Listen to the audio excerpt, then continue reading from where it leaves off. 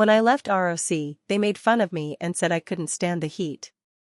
Orders the dirt, which my own sister referred to as civilian material as if it were filthy.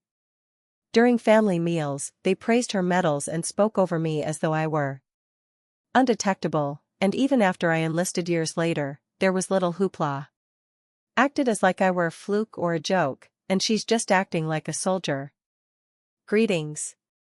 However, with 5 stars in my pocket and dirt on my boots, I stood on the base training yard that day and watched my sister drill a new group of recruits. She ignored me until her sergeant leaned in, staring at me with wide eyes and muttered, "General ma'am."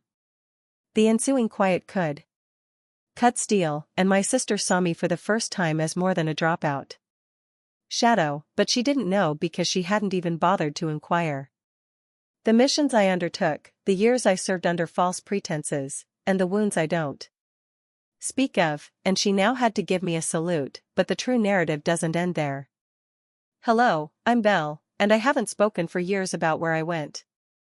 I did, and I explained why I left everything I had referred to as family, but I'm prepared to talk today, but before I tell my story, I want to make sure you're present. Tell me where you are or simply say listening in the comments section. I enjoy hearing the impact my tale has, sometimes even on the slightest of connections. May give a tale a sense of being heard, and if you find anything in my story moving, please. Here is my tale, and please think about subscribing to my channel. Every listener matters more than you can imagine. Thank you. This is my tale. Just after dark, I pulled into my boyhood home's gravel driveway, and the porch light flickered like it always had. The Huxley mailbox continued to tilt slightly to the left, similar to my mother's chin when she spoke and my father's political views. Spokane was calm and silent in this area because of something that was disapproved of. Expressed judgment, everyone was aware of everything, particularly regarding my failures. My mother had sent me a one-line text message, which you could call an invitation. As dispassionate as ever, attend the entire party and don't wear strange clothing. We miss you, but how have you been? Merely giving orders as if I were still. The dining area. A 17-year-old girl is told to wash up for supper while the fragrance of baked ham is there. There was a lot of cinnamon in the air, and the dining area resembled a military awards ceremony with printed banners. No one looked up when I displayed programs, including a homemade sign that said, "Congratulations, Lieutenant Mallory." I wore a basic gray button-up shirt and didn't even wear Mallory when I entered. Dazzling, devoid of medals or insignia, and enough neutral to go unnoticed. However, I was accepted as background noise in this house and never really passed. My father was the first to tell me, "What are you doing now?" He turned back and inquired without inflection. Before I could respond, he started telling Mallory about her excellent field strategy grades and how happy he was of her. Her teachers were Aunt Kendra, who added something from the other side of the table while holding her wine glass. "Already half empty. You seem to have gone pro, huh? Didn't you once pose as a waitress?" She laughed. I grinned serenely, and since I'm more skilled at it, it landed a clean, delicate, courteous blow that doesn't cause any bruises but makes the. Later, when the toast started, everyone raised their glasses to the toasts. Without irony, Mallory, I was requested to get additional water and extra forks, but nobody did. Offered to accompany me, but no one inquired as to whether I was okay with it. They assumed I was it the leftover or the additional that had failed? I completed the work in silence, following the beat of my old muscle memory. Retrieve, return, observe, and everything.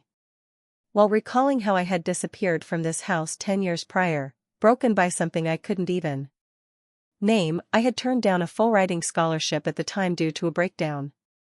Nobody noticed or inquired about it. They labeled it a personal failing and weakness.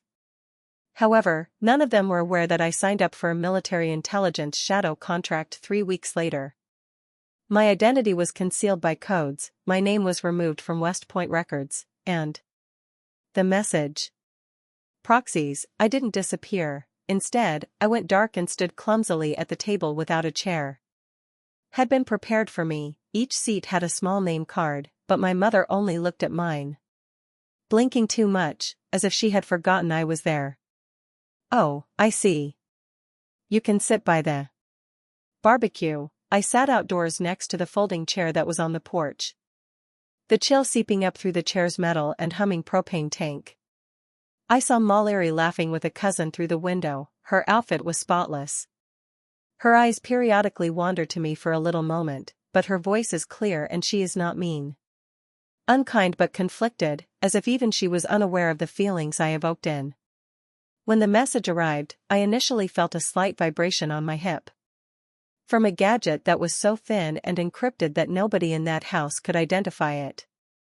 Most days, I tapped the screen and read the report, which was kept secret even from me.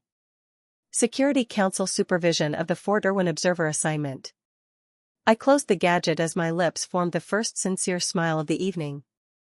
Looked at the family portrait hanging by the fireplace and slipped it back into my coat's secret inner pocket. My parents at Mallory's awards luncheon, rows of joyful people wearing her dress uniform. Yet, that well-preserved memory wall contained not a single picture of me, not a single frame. Irwin Fort. My image, but that was okay since the proper person will bow someday. Their head and greeted me according to my actual rank, regardless of their preference. Every frame in this home would need to be moved. By the time I got there, Fort Irwin was already up and stretching in the morning. Boots smashed into the Mojave sand, kicking up gold in little gusts. I parked right outside the formation, and the rhythm of the drills sounded like a war hymn. Wearing a crisp black jacket, tactical pants, and my typical visitor's attire when they entered the side gate. Emblem that was carefully pinned to my lapel, it only had a serial number and no rank or unit. Only 3 individuals on the base were able to decrypt the encryption key that I was using. I was there to observe Mallory's unit, which was positioned beneath the Drill Sergeant. Jason Bruckner's piercing eyes reminded me of the folklore that he once gnawed out a lieutenant. Bruckner. Colonel Fern properly folding his sleeves, and now he stalked the lines, barking orders in a voice like gravel and gunpowder. I remained low profile behind a pair of recruits in the second row of the guest bleachers as they jerked to attention. An administrative clerk who was constantly checking her watch and civilian contractors. As they passed everyone, Bruckner's eyes swept across the bleachers. He stopped in the middle of the journey, his shoulders tensed, and in. The crowd moved as he turned and marched straight toward me in a single motion. Uncertain, the recruits halted in anticipation of a harsh punishment. 2 feet ahead of me, Bruckner stopped, sprung to attention, and raised his hand in a flawless salute. "General Huxley, ma'am, I didn't know you would be here."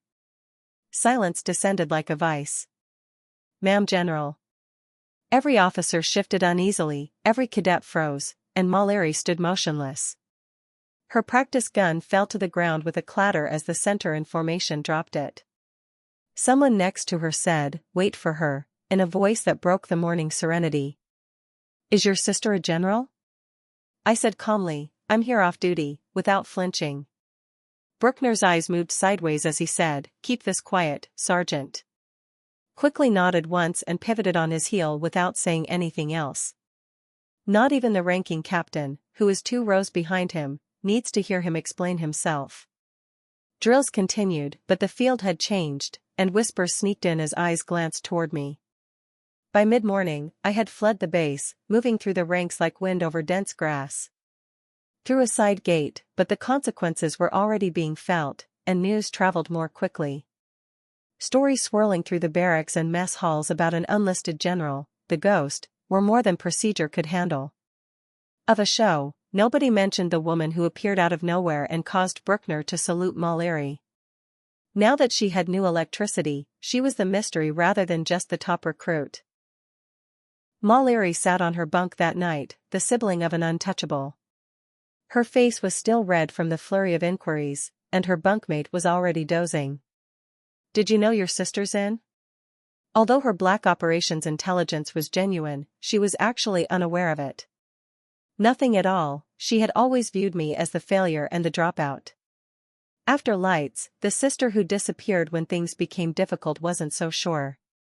When I visited her a year ago, she took out the old duffel bag I had given her and gave it to her as if it carried She had never bothered to go through everything, but tonight she had nothing but exercise clothes. She discovered a little digital drive concealed in a fake door after something nodded at her. She attached it to her tablet heart using a pocket that was hardly larger than a dog tag. The screen blinked once while beating, then displayed a blank screen with white pulsations. Required text-restricted shadowette clearing.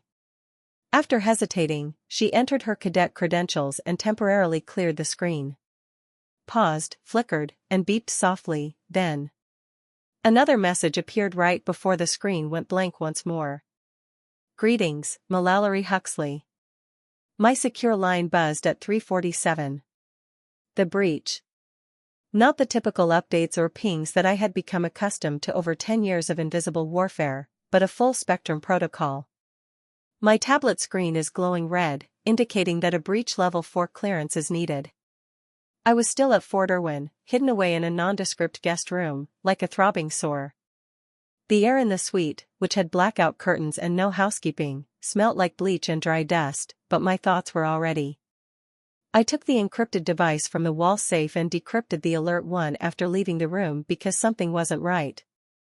Unauthorized access detected the origin of the statement, which stood out in a harsh digital font. Huxley Alpha Internal Node Profile Tag. That tag was mine, or it had been years before, and my blood stilled. The spirit. When I moved from fieldwork to strategic operations, that profile was dismissed, burned, and buried. They discovered that someone had restarted the base's entrance from within, not from Shadowette's exterior gates. The person who discovered my digital imprint had discovered a ghost in the system. Naturally, that's what it was intended to do. It immediately detected the breach. However, it also triggered an ancient failsafe and a secondary protocol in the process. Helped design a sealed black ops so deep in the early stages of the Alderson React program that it wasn't. The majority of the files that were kept in any current directory were intended to be untraceable. Dead weight in a forgotten server, but one had been partially replicated somehow. Momentarily into a diagnostic mirrors buffer, just long enough to. When I got to the strategic coordinating office, I sent up a flare. Major Cecilia Penn, who was already burning with tension, was waiting for me in a room. She sat at the head of a thin table arms that had an ozone and pressure-like smell. Cecilia, Major. Her hair was in such a tight bun that it could break when folded across her uniform blouse. Under stress, she merely clicked her pen and the door without saying hello. General Huxley, without showing emotion, remarked, "We've logged in. Anomalous access occurrence from a tag linked to your previous deployment." I acknowledge that my response was steady, and I can guarantee you, Major, that it wasn't me. Recognize if that's not enough, she stated that the ID started a subroutine. Connected to Alderson React, a program we don't take lightly. I designed it without flinching, yet she hesitated, which makes it even more. Considering that we silently gazed at one another for a few heartbeats, the tension between. I leaned forward just enough to change the dynamic after we started crackling like static. Give me access to the trace logs, and I'll locate the breach on my own. I'm not here to debate. You want to look into your own clearance breach, but your eyes are constricted. No, I stated that I wanted to know who had just uncovered a program that we had hidden in a digital cemetery 8 years prior, and the reason they were able to locate it precisely. After a pause, she nodded slowly. I left with a temporary admin token that gave me complete access to the diagnostic logs. I already had 36 hours to track out the breach before the information was sent to joint leadership.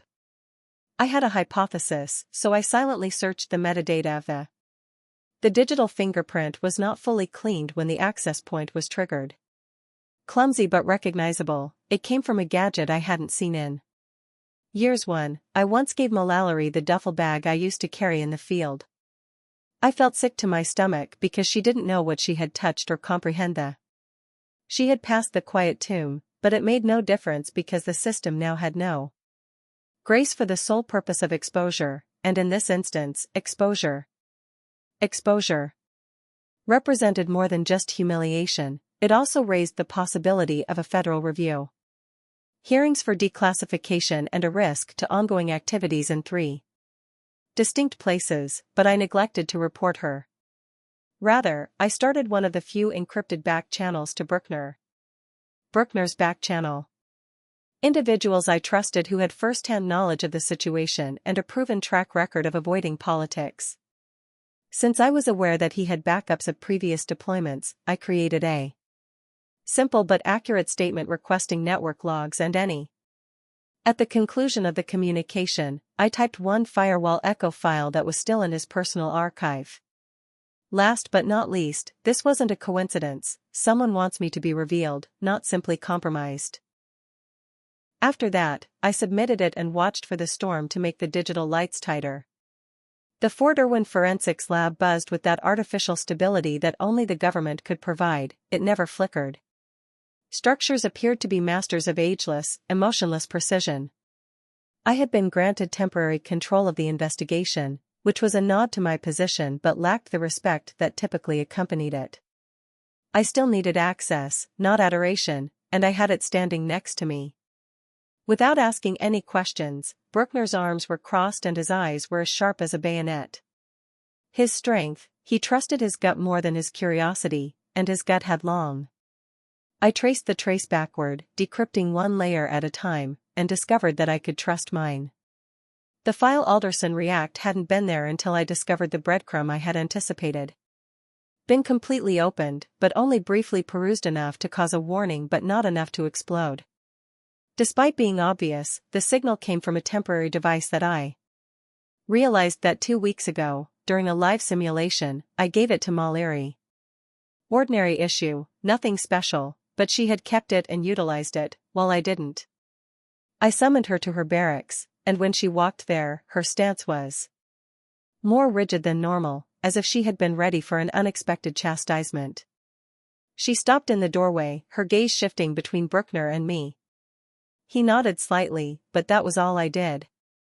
She sat down across from me, so I didn't waste time and you don't need to. Not yet, but you must realize that what you accessed isn't simply. That equipment is federally sensitive and connected to a retired clearance, using it even unintentionally violated a.